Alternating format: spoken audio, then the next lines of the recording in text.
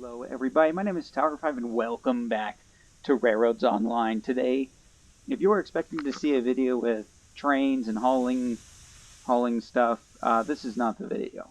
Today we are actually showing off two new locomotives to the Tower5 Railroad family. Both these locomotives were purchased off camera. Both of them have run a little bit too. The first one I want to show off is the Denver and Rio Grande Class 47, and the other one is that Class 125. The Class 125 is actually quite a cool locomotive. So if I go into locomotives here, let me see here. So here's the Class 47. So the Class 47 was a Rio Grande locomotive, 10-wheeler for most of the railroad's life. So its top speed is 32 miles an hour, tractive effort is 9,000, weight is 47,199 pounds. And the here's the Class 125, which is actually a Mikado K27. Down here at the bottom, so they're technically known as the K27, Mikado K27. Two locomotives are left. The 463 at the Cumberson Toltec Scenic Railroad, and the 464 at the Huckleberry Railroad. So the 463 is actually a locomotive that I have been on in real life. This thing weighs 125,500 pounds, which I did the math, and it comes out to about 57 tons of locomotive. 57 tons. Locomotive 5, the Class 70, is only 33.6 tons. Locomotive 15, which is the, I have it right here, which is the Ewick locomotive. Let's see, where is that one in this list? Oh, here it is.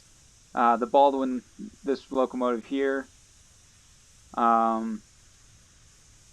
So, yeah. And this locomotive is the new one that was released. It's level 12, and I'm not level 12. Nor do I feel like I need a locomotive this big for the railroad. In fact, I can actually go into the purchase tree and show off that engine. Here's that engine. I don't really feel a need for this size of a locomotive. I mean, it's a cool locomotive and all, but I don't see the need for me. Like, I don't see the need for me to have this locomotive.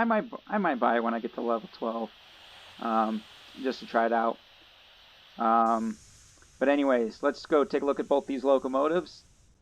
Here is the Class 47, the Baldwin Class 47. It's a very good locomotive. Pretty good size engine. As you can see, it's sitting here under steam. Go ahead and climb aboard. So one of the things that I turned off is locomotives will now just burn. Like, you don't have to refill the firebox anymore. And I turned that off. I turned off the fuel consumption for a reason.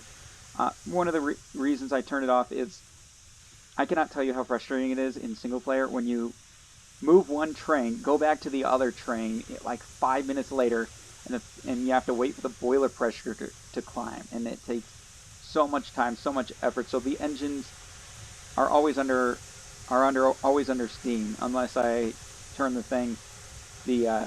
fuel consumption back on and just drain the locomotive of any type of boiler pressure. So let's go aboard the Class 47 here and show you around. So here's the Class 47. It is a very good locomotive. I've worked with it a little bit. I do enjoy it. Whistle is... yeah, not the greatest whistle to me. One thing I do enjoy is the sounds on this locomotive. When this engine is running with a big load behind it, it sounds really, really good. Take a listen to the air brakes. This is the first engine that I have seen that actually has a realistic sounding for the air brakes. Listen to this. Did you hear that? Even when you apply the brakes. Here, I'll actually go into here and turn up the sound. Just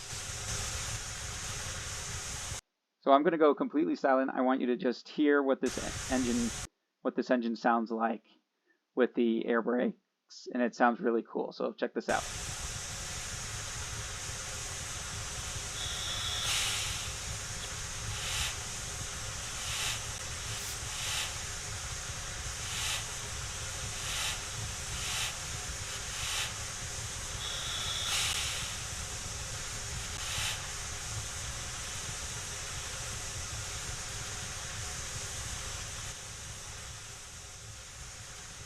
Yeah, I personally think that's really cool. It's a really cool, neat feature, and I just really enjoy it. But let me move this engine forward so you can actually hear like a little taste of what this sounds like.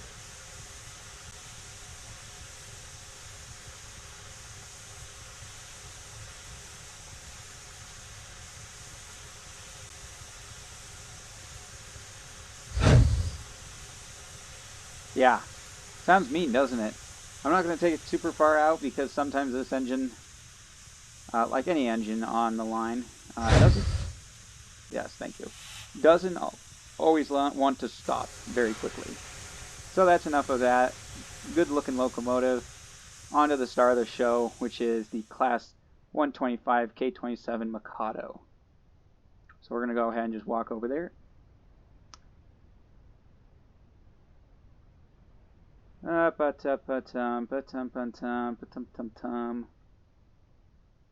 I've also put up some railroad crossings in cities in some areas.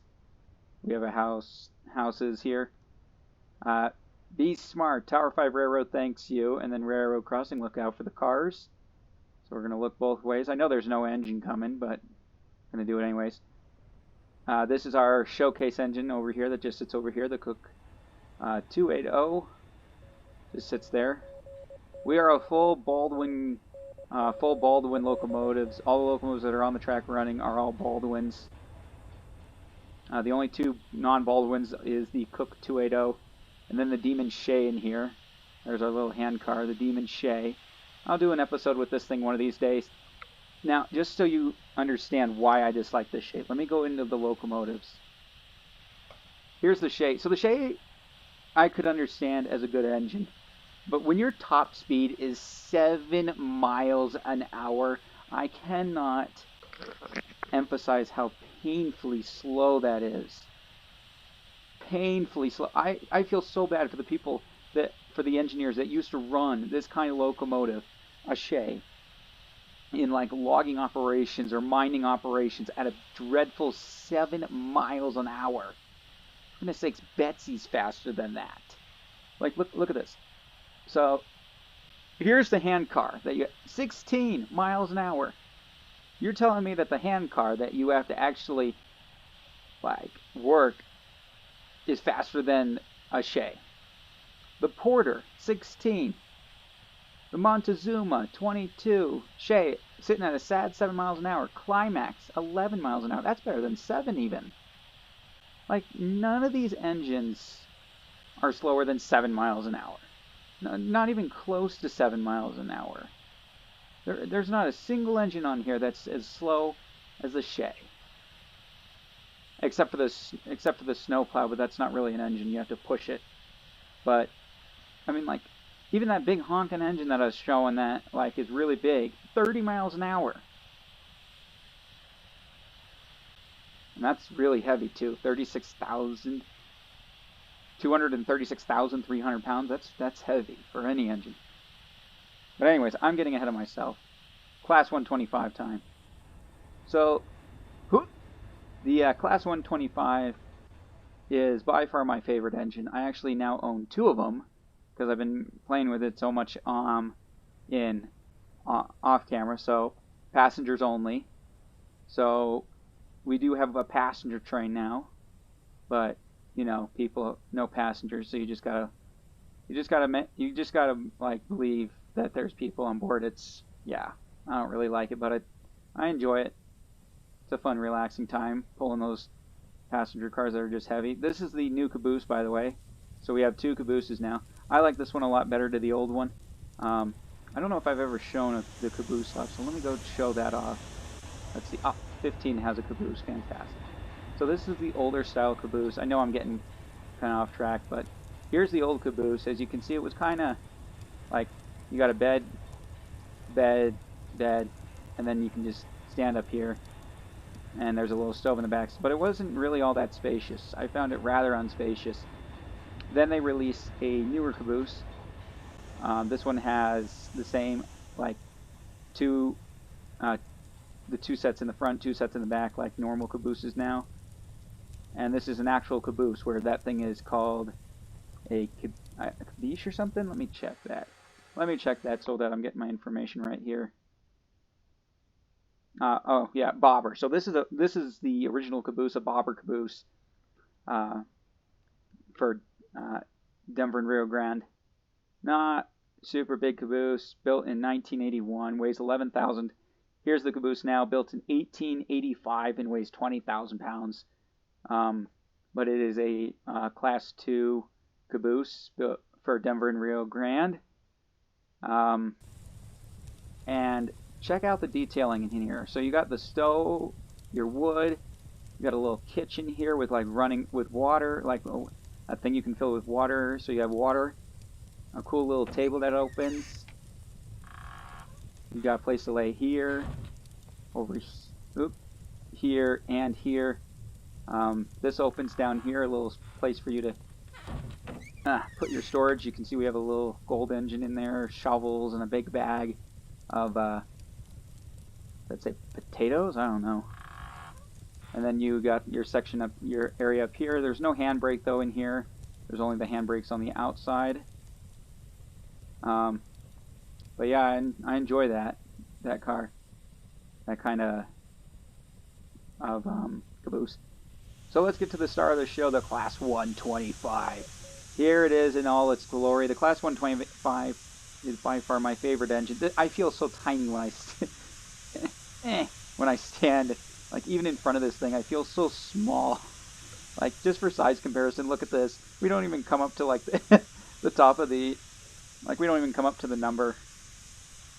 Like this thing is such a big engine. Like just to compare, here we also got flying now, which fixes the whole thing that I said in the other video that I posted on YouTube, like being able to fly onto a bridge. So look how much higher we look how much higher look how much higher we are on this engine. Like the top of our head comes up to the number plate,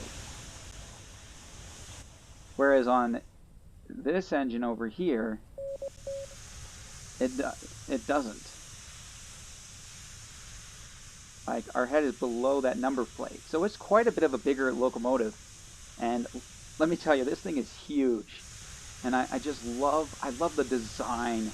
Like I love these kind of wheels that have like this this protector on the outside of them. Like you can still see the wheels in there. If I get really close, you can still see the wheels in there, but the drive is just so much cooler to me. Let's climb up in the cab. So up here in the cab, you got your firebox. We'll go ahead and put one scoop of coal in there just for the fun of it. But as you can see, we got all our gauges up here. So we got boiler pressure, air brakes, and other stuff. Gauges up there. We got our control seat. We can open this window, open that window, open the doors. We can do so much fun stuff. Now, I know that the driving UI looks kind of silly. He's like standing in the center. The guy's standing in the center. I've looked past it at this point. This engine's so big that when you're zoomed all the way out, like this is as far zoomed out as you can go, and it's still not that far. But let's. So we have another one of those hydraulic headlights or generator headlights. So as you can see, yeah, really nice and bright, nice bright headlight. Whistle I couldn't stand until I learned it was actually a Class 1 at K27, Mikado K27. Listen to the whistle.